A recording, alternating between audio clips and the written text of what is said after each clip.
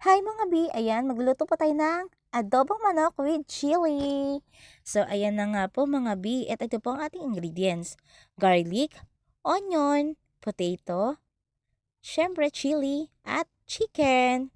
Soy sauce, vinegar, magic sarap, black pepper, at oil. At nilagyan ko din po pala ng sugar, nakalimutan ko lang pong ipakita. So, tara! Ayan na nga po, pinapainit ko po ang kawali. Yan, pag mainit na po yung kawali, syempre maglalagay po ako ng mantika. Ayan na. Dahan-dahan lang, B. Ayan, so, ayan, kalat-kalat natin yung mantika. At, ayan na nga po mga B, nilagay ko yung onion. Nakalimutan ko kasi na dapat garlic dapat ang una. Kaya natatawa ko sa sarili ko. O, 'di ba? Minsan may pagka-syunga talaga ako. Ayan na ha, imekos-mekos na natin yan mga big. Tapos yan, after 1 minute ata, nilagay ko na po yung garlic. Yan, imekos-mekos lang natin insan. Yan, hanggang sa maghiwa-hiwalay lang yung onion. Pero wag kayong maghihiwalay habi. Ang onion po ang pinaghihiwalay. Hindi ang relationship. Char. So, ayan na nga mga binilagay ko na yung garlic. Kasi naman minsan ang pagkasyunga alisin. O 'di ba? Ayan na siya. Hanggang sa iminekos-mekos ko. Ayan, hindi ko na alam kung anong ginawa ko diyan. Ayan na, nilagay ko na pala yung chicken. O 'di ba? Ang hirap kasi talagang mag-video kapag isang kamay lang ang gumagana. Hindi pa po kasi ako nakakabili ng ring light. So ayan na, halo-halo ulit natin mga B, mekos-mekos na natin yan. At pagkatapos, syempre, tatakpan natin after ng ilang minutes. So ayan na nga mga B, binuksan ko na siya. Pagkatapos, imekos-mekos ulit natin yan. Mekos-mekos. Yan. Sige lang, insan. Char. Sige lang, B. Mekos-mekos mo lang yan. Hanggang sa mag-light brown lang po yung chicken. At pag nag-light brown na, syempre, yung next na ingredients.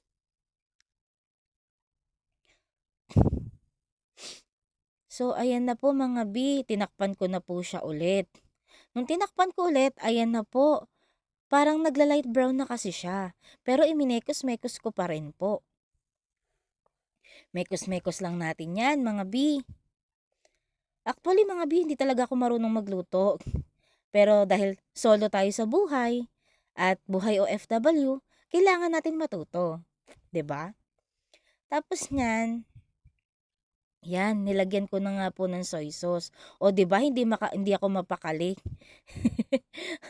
Yan, paikot ko lang po siyang nilalagyan. Ayan, ikot-ikot. Ikot-ikot mo, B. Char.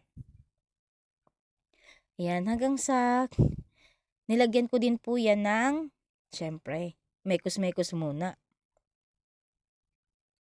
Yan, pagka mekos-mekos niyan, insan, char.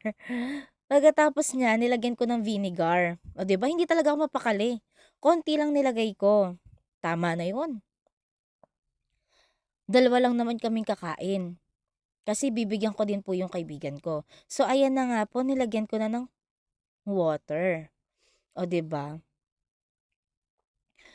Napadami yata yung tubig ko.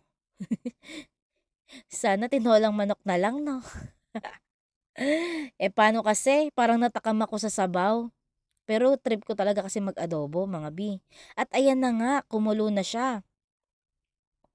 Minekos-mekos ko siya ulit mga B. Ay, ayan na. Nilagay ko na po ang potato.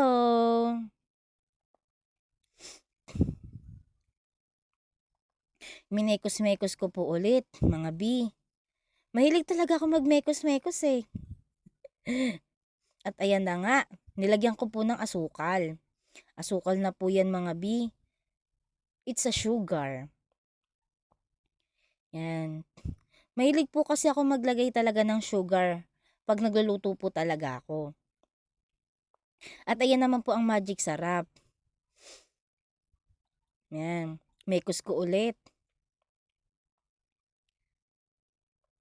Yes, ayan. Black pepper. Nilagyan ko na siya ng black pepper. Sana masarap, no? Kasing sarap ng pagmamahal niya. Char! Yan. Pagkatapos po, tatakpan ko po ulit yan. After ng mga 5 minutes, ayan na, kumukulo na siya. Siyempre, hinintay ko siyang kumulo. Yan, tapos minekos-mekos ko po ulit. Mekos-mekos lang talaga siya. Kailangan eh. Yan, tinakpan ko po ulit. Yan. At yan, kulong-kulo na siya. At nilagyan ko na po ng chili. Actually, binawas ko na po yung ibibigay ko sa kaibigan ko. Kasi hindi po kasi siya mahilig sa mahalang. Ako po mahilig. Kaya, pinagbukod ko na. Binukudan ko na siya kasi kailangan. Kailangan natin lagyan ng chili. Kasi talagang takam na takam ako. Takam na takam talaga ako sa chili, sa maanghang. Ewan ko ba, bakit nahihiligan ko talaga ang mahalang. Yan na. Parang luto na siya. Parang hindi pa ako sigurado dyan, B. Yan, luto na siya dyan. Tada! Luto na ang ating adobong manok with chili. O, diba? Sana masarapan po kayo.